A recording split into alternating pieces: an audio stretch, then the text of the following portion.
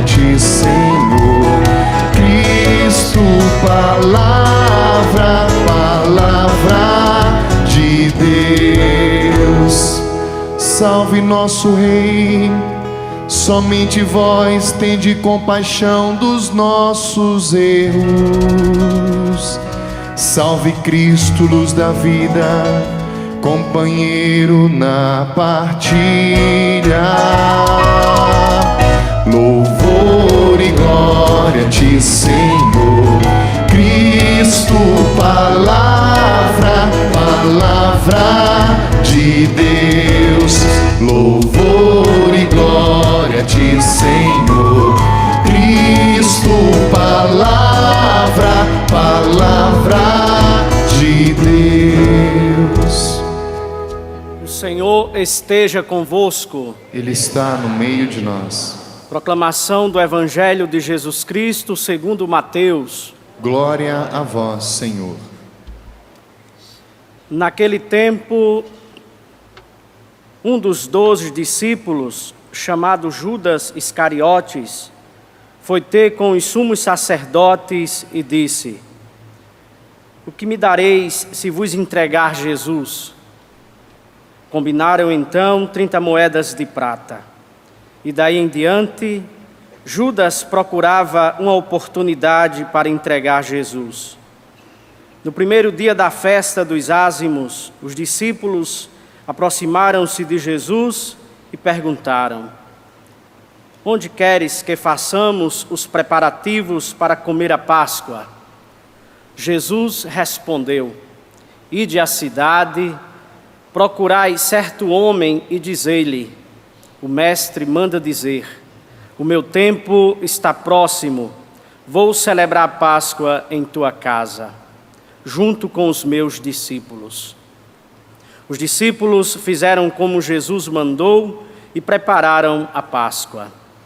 Ao cair da tarde, Jesus pôs-se à mesa com os 12 discípulos. Enquanto comiam, Jesus disse: em verdade eu vos digo, um de vós vai me trair. Eles ficaram muito tristes e um por um começaram a lhe perguntar: Senhor, será que sou eu? Jesus respondeu: quem vai me trair é aquele que comigo põe a mão no prato. O Filho do Homem vai morrer, conforme diz as Escrituras a respeito dele. Contudo, ai daquele que trair o Filho do Homem. Seria melhor que nunca tivesse nascido. Então Judas, o traidor, perguntou: mestre, serei eu? Jesus lhes respondeu: tu o dizes. Palavra da salvação.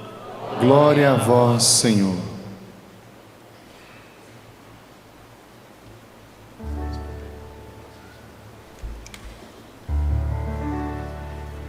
Respondei-me pelo vosso imenso amor, neste tempo favorável, Senhor Deus.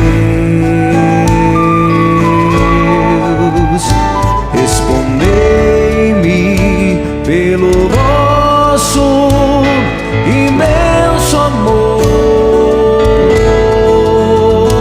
neste tempo favorável, Senhor Deus.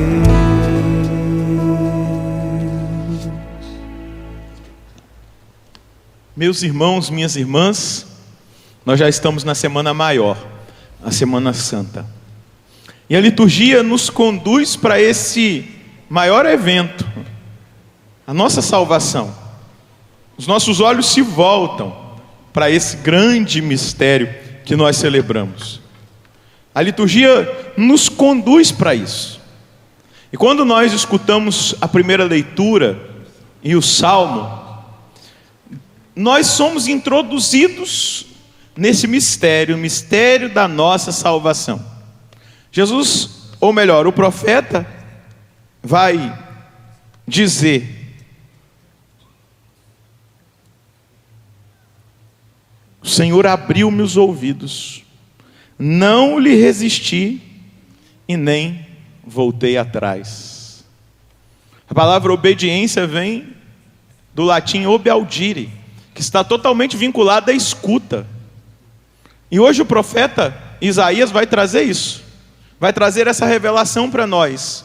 O Senhor abriu-me os ouvidos e eu não lhe resisti e nem voltei atrás. O salmista, em outro salmo, vai dizer: eis que vem o Senhor com prazer, faço a vossa vontade. Exatamente as palavras que remetem a essa rendição de Jesus à vontade do Pai. O projeto de salvação, o projeto de vida eterna que Deus traçou para a humanidade. E esse projeto passando pela submissão e pela obediência de Jesus, em viver esse projeto, essa vontade do Pai. Ele abriu os ouvidos, ele escutou e obedeceu, e não volta atrás. Lá no Horto das Oliveiras, nós vamos ver agora na celebração, na sexta-feira da Paixão, nós vamos ouvir nesses dias, Jesus vai dizer: Pai, se possível, afasta de mim esse cálice, contudo que seja feita a tua vontade, não a minha, a vossa vontade, e não a minha. A submissão, a obediência a um projeto, a obediência ao desejo do Pai. E aí Jesus abraça a missão que lhe foi confiada. Versículo 5 aqui, ou melhor, o 6 do profeta Isaías, ele começa a narrar exatamente os sinais do servo sofredor. Ofereci as costas para me baterem, e as faces para me arrancarem a barba. Não desviei o rosto de bofetões e de cusparadas, mas o Senhor Deus é o meu auxiliador. Por isso não me deixei abater o ânimo, conservei o rosto impassível como pedra, porque sei que não serei humilhado. A meu lado está quem me justifica. Alguém fará objeções? Vejamos. Quem é meu adversário? Aproxime-se. Sim, o Senhor Deus é o meu auxiliador. Quem é que me vai condenar? Porque a própria condenação de Jesus, ela está vinculada àquilo que ele vai dizer: ninguém tira a minha vida, eu a dou livremente. Eu a dou livremente. Esse é o mistério. É para isso que nós precisamos olhar. É para esse grande ato de amor, para esse grande ato de misericórdia. Entender, ao olharmos para a cruz, ao contemplarmos esse mistério da paixão do Senhor, entendermos que a obediência de Jesus ao projeto do Pai é a nossa salvação. Entender que Jesus abraçou a missão que lhe fora confiada até o fim, até a última instância. É entender que durante toda a caminhada que Jesus fez nessa terra, a missão de salvar foi executada de diversas maneiras, curando os doentes, fazendo milagres, expulsando os demônios, ressuscitando mortos. Jesus foi ali executando o projeto de salvação, anunciando a boa notícia, estando do lado dos pobres, dos marginalizados, dos pecadores. Eu vim para aqueles que estão doentes, Jesus ensinou lá na conversão de Mateus, não para os que estão sãos. Eu vim para os pecadores e não para os santos. Depois ele vai ensinar: há mais alegria no céu por um só pecador que se converta do que por 99 justos. Ele vai cumprindo a missão de salvar, até chegar no estertor, na nova e eterna aliança, adquirida pelo poder do sangue de um Deus que se encarnou, um Deus que apaixonadamente se encarnou, por amor à humanidade, por amor a mim e a você, a cada um de nós, por amor àqueles e aquelas que talvez estejam distantes, que nem dão bola para Jesus, que vão viver a Sexta-feira Santa como um feriadão, curtindo uma praia, fazendo churrasco, frequentando shows, porque tem lugares aí no Brasil que na Sexta-feira Santa tem shows, inclusive tem até uma casa da Canção Nova do lado.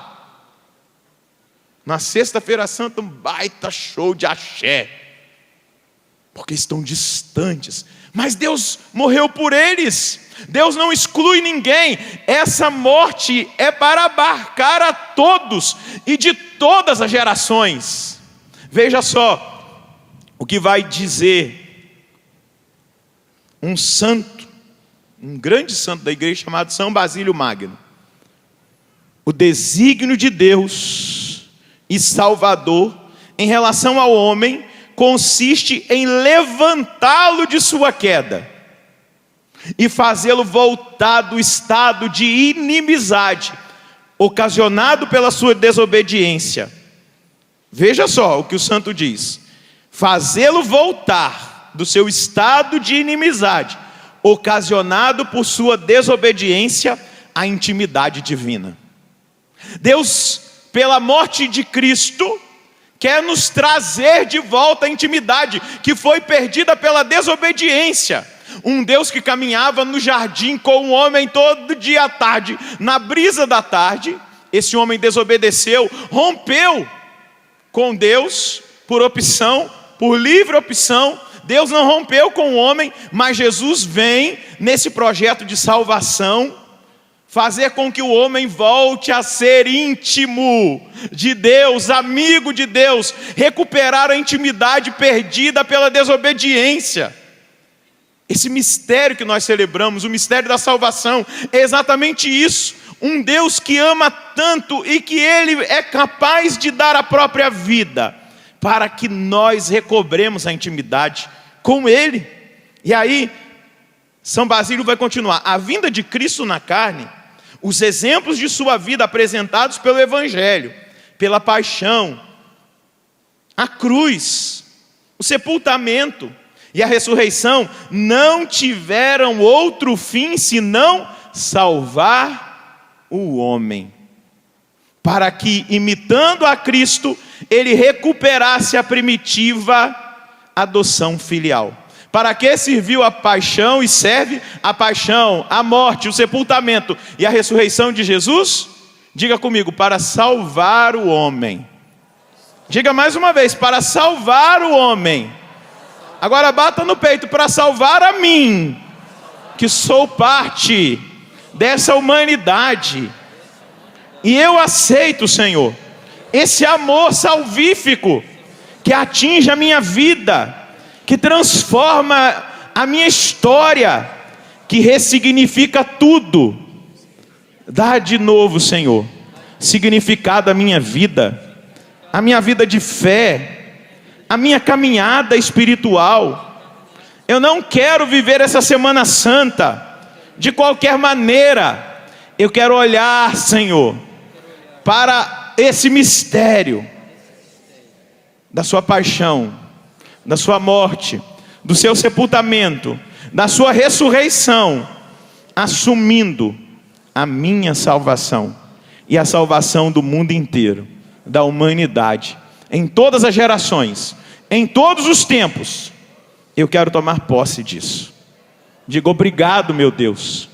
Não é feriado simplesmente, é a paixão do Senhor, é a sua salvação que alcança a humanidade nessa Semana Santa. E continua São Basílio: portanto, para atingir a perfeição, é necessário imitar a Cristo, não só nos exemplos de mansidão, humildade e paciência, paciência que Ele nos deu durante a sua vida, mas também imitá-lo em sua morte, como diz São Paulo, o imitador de Cristo. E Paulo vai dizer: tornando-me semelhante a Ele na sua morte, para ver se alcanço a ressurreição dentre os mortos. Está lá em Filipenses 3:10. Repita comigo: tornando-me semelhante a Ele na sua morte, para ver se eu alcanço a ressurreição dentre os mortos. E aí questiona São Basílio: mas como poderemos assemelhar-nos a Cristo em sua morte? Que história é essa? Como é que nós vamos nos assemelhar a Ele na morte? Vamos ser todos pregados na cruz?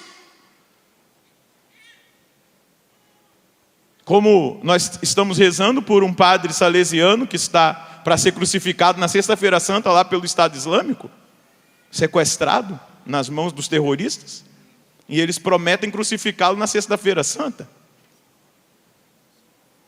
Essa morte que São Basílio diz, e aí ele vai responder a pergunta que ele faz: sepultando-nos com ele por meio do batismo. Em que consiste esse sepultamento? E qual é o fruto dessa imitação? E aí São Basílio diz: em primeiro lugar, é preciso romper com a vida passada. Diga comigo: romper com a vida passada. Ah, padre, mas você está dizendo para eu esquecer o meu passado, todo mundo que passou na minha história, é isso? Não, a vida passada que São Basílio está dizendo é a vida de pecado, a vida de desobediência, a vida de infidelidade. Romper, primeiro passo, romper com a vida passada. E aí ele vai dizer: mas ninguém pode conseguir isso se não nascer de novo, conforme a palavra do Senhor. Porque o renascimento, como a própria palavra indica, é o começo de uma vida nova. Aqui está contido o batismo no Espírito Santo, que nós na renovação carismática dizemos: nascer de novo. Você percebe que ele está dizendo lá do batismo nas águas, mas e São Basílio, porque é um escrito sobre o Espírito Santo, ele está dizendo desse novo nascimento, uma vida nova. É preciso que esse novo nascimento, essa vida nova, aconteça em nós. Por isso, antes de começar a vida nova, é preciso pôr um fim na vida antiga. É o começo de uma vida nova, mas antes de começar essa vida nova, é preciso pôr um fim na vida antiga. E aí ele continua, vai dar um exemplo. Assim como no estádio, os que chegam ao fim da primeira parte da corrida costumam fazer uma pequena pausa e descansar um pouco antes de iniciar o retorno, do mesmo modo era necessário que nessa mudança de vida interviesse a morte, pondo fim ao passado para começar um novo caminho. Nós contemplando a cruz do Senhor, e ali nós estamos vendo o Senhor dos Passos, nós tivemos antes aqui a procissão do encontro, contemplando esse mistério da dor, esse mistério do sofrimento, esse mistério da paixão, de um Deus que ama e que não cabe em si o amor, que é capaz de dar tudo, de dar a própria vida. Nós somos convidados também a dar a nossa vida, a deixar o que é velho, a deixar as coisas velhas, aquilo que é antigo para trás, começar uma vida nova. Nós temos que aprender, meus queridos irmãos, a viver o momento que a igreja nos propõe, no tempo litúrgico, nessa Semana Santa. É tempo de nós começarmos de novo, é tempo de nós abandonarmos o que é velho, é tempo de nós deixarmos o pecado. Mas, padre, é tão bom curtir, é tão bom gastar a carne, as coisas da carne são maravilhosas. O pecado é muito bom, padre. Mas olhar para um amor nesse nível, será que é muito difícil responder a esse amor dizendo para ele: basta a minha vida velha? Basta essa vida medíocre que eu tenho vivido? Basta essa vida cheia de pecado, de permissões? Basta de contratos com as obras do mundo? Basta de contratos com a obra da carne? Não é hora de nós fazermos um contrato com a obra do Espírito, com a vida nova, abandonando aquilo que é velho, diante de um mistério tão lindo da paixão do Senhor? Só que a gente fica tão distraído que passa a Semana Santa, volta a Semana Santa, passa a Semana Santa, e a gente não consegue compreender o tamanho desse amor, a grandiosidade, a profundidade, a largueza.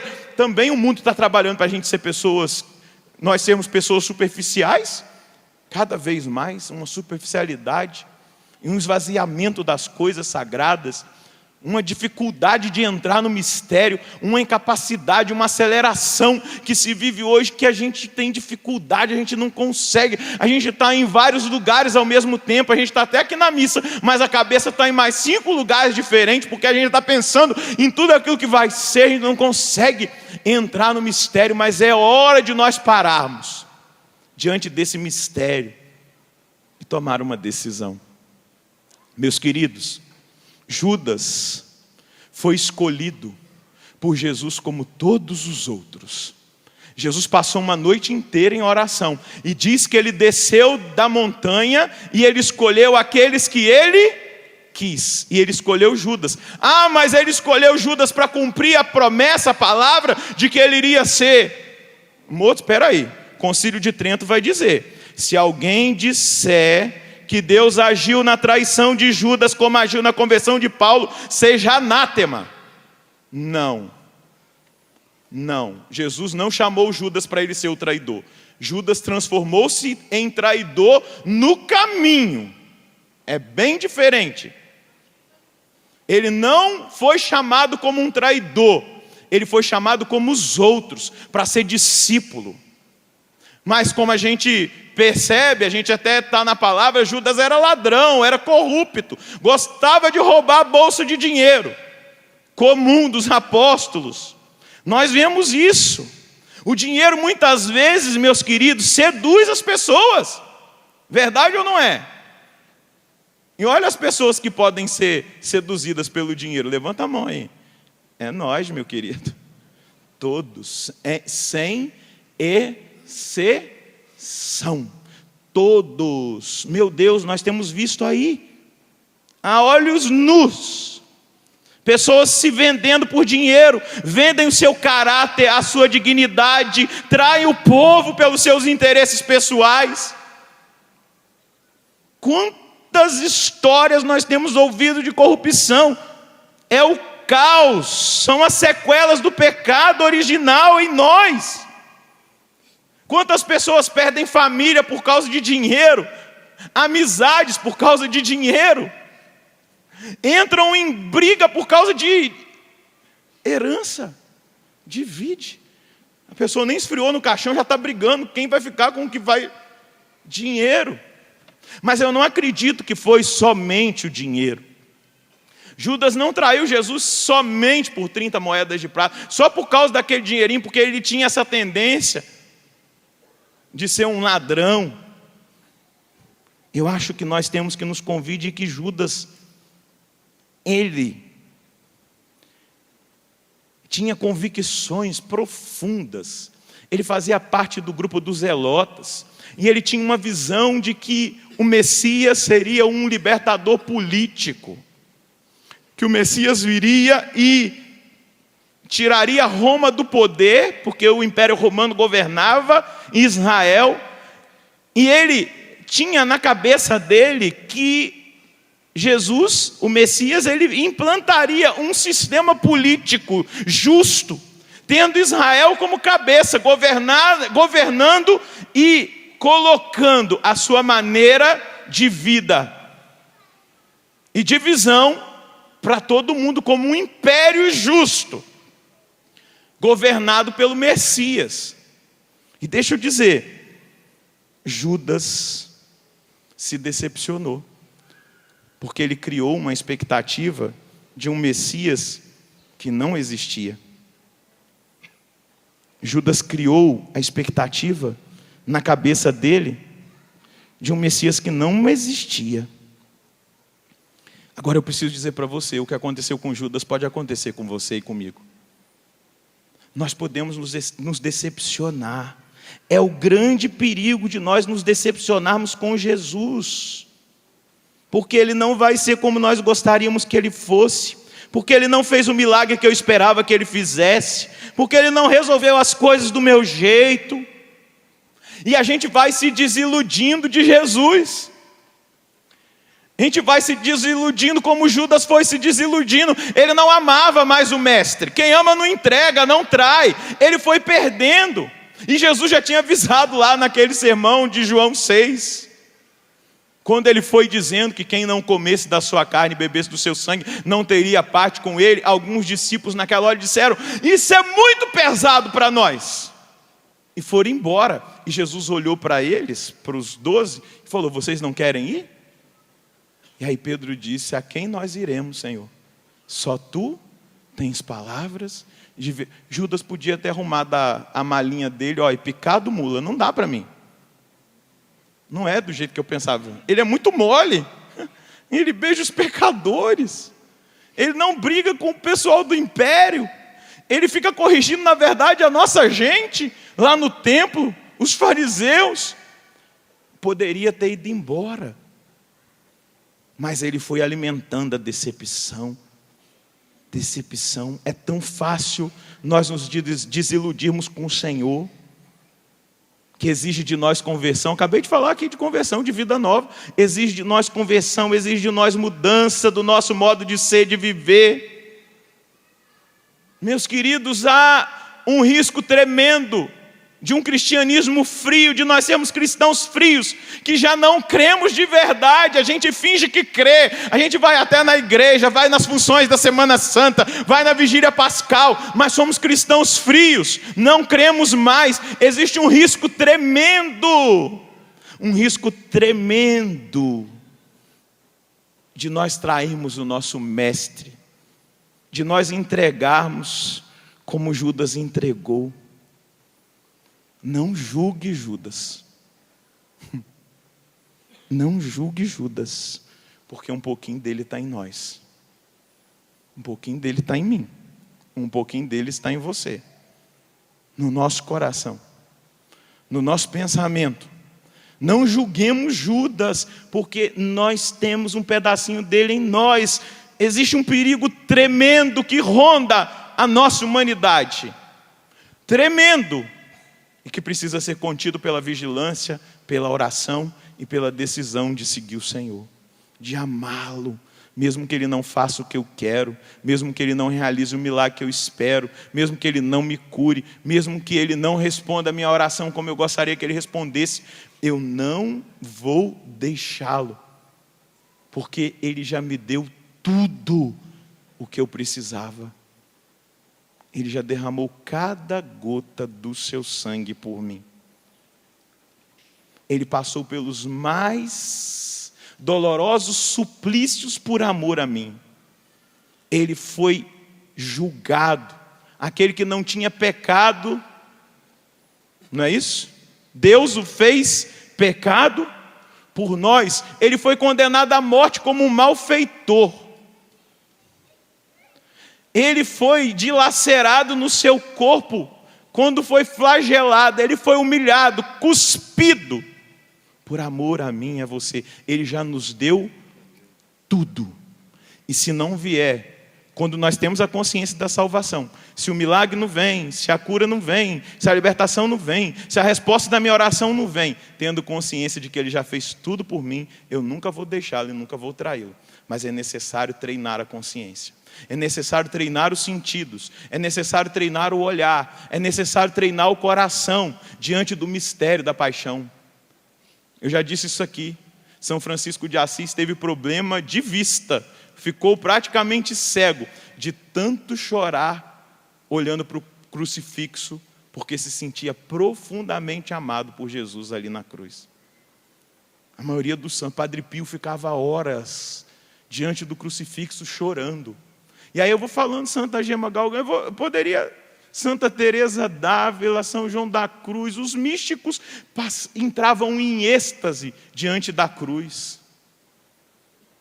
porque compreendiam o amor. A ponto de Francisco ficar tão absorto do amor de Deus, que ele ia gritando pelos montes de Assis: o amor não é amado, o amor não é amado, o amor não é amado, o amor não é amado. Tamanha consciência desse amor.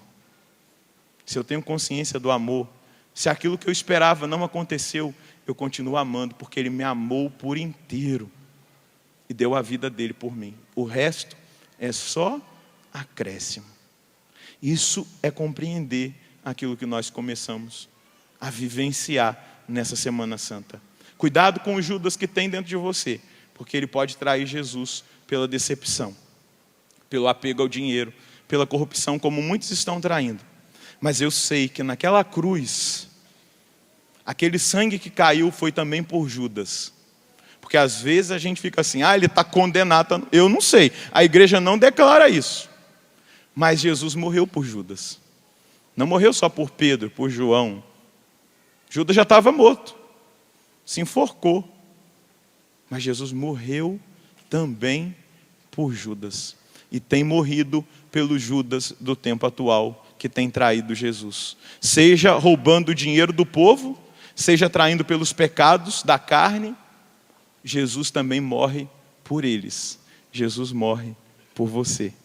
Jesus morre por mim. Pecador como eu sou, Ele morre para me salvar. Feche os seus olhos por um instante. Coloca a sua mão sobre o seu coração. Agradeça por um instante aí esse amor. Nós nem somos merecedores, Senhor. Mas o Senhor quis. O Senhor obedeceu. O Senhor foi fiel. Vai dizendo aí palavras de agradecimento para o Senhor. Vai dizendo agora palavras de louvor a Deus por esse amor. Ele morre pelas prostitutas.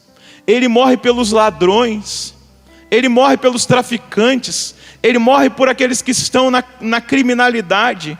Ele morre pelos mentirosos. Ele morre pelos corruptos. Ele morre pelos orgulhosos, pelos vaidosos, pelos avarentos, pelos apegados ao dinheiro.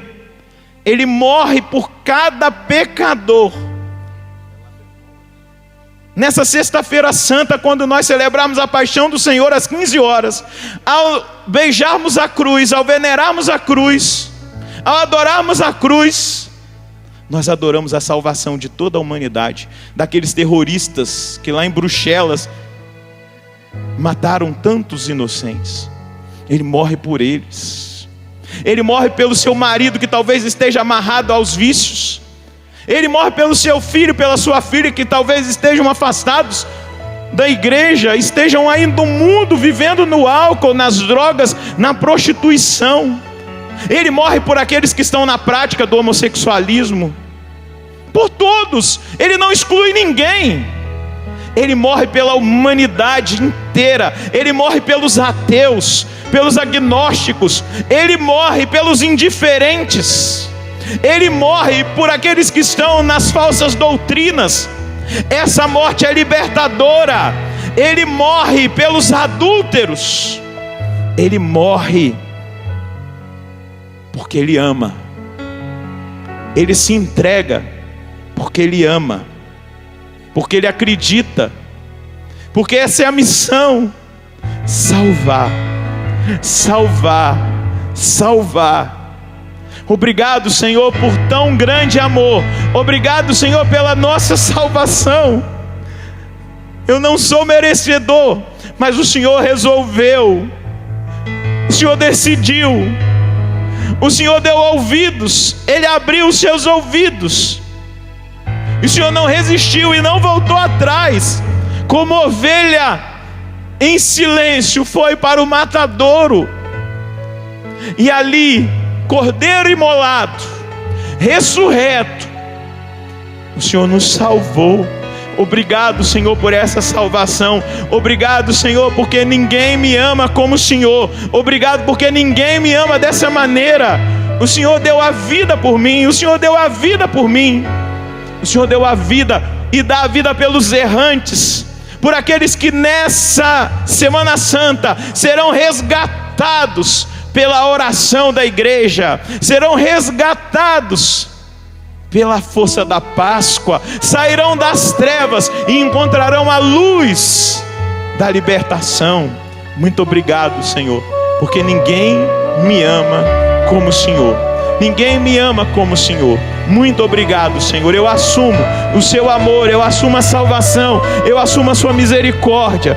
Muito obrigado, Senhor. Agradeça a Ele. Diga palavras de louvor, diga palavras de adoração. Ninguém me ama como Jesus.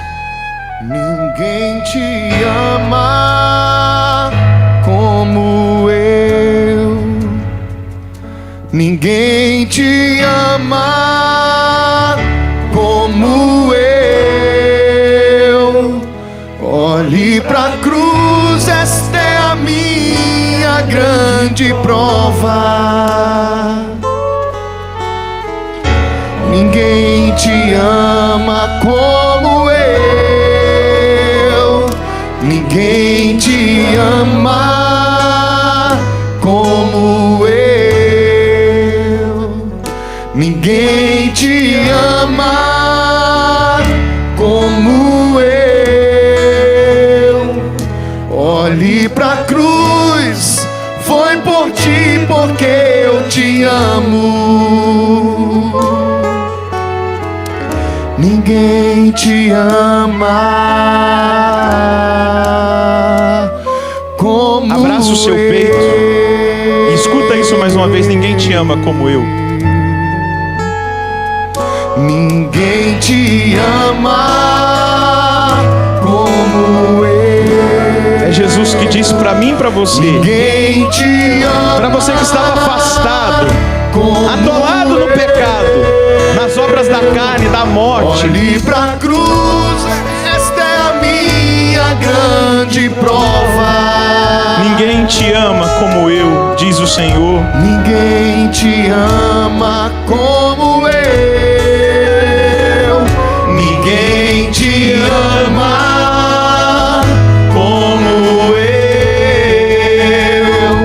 Ninguém te ama como eu. Olhe pra cruz, foi por ti, porque eu te amo. Ninguém te ama como eu. Diga obrigado, Jesus. Obrigado, por esse Jesus. amor Por esse incondicional. amor incondicional. Agora olha para quem está do seu lado, dê um sorriso para essa pessoa e diga para ela: foi por você, foi por amor a você que Ele morreu lá na cruz.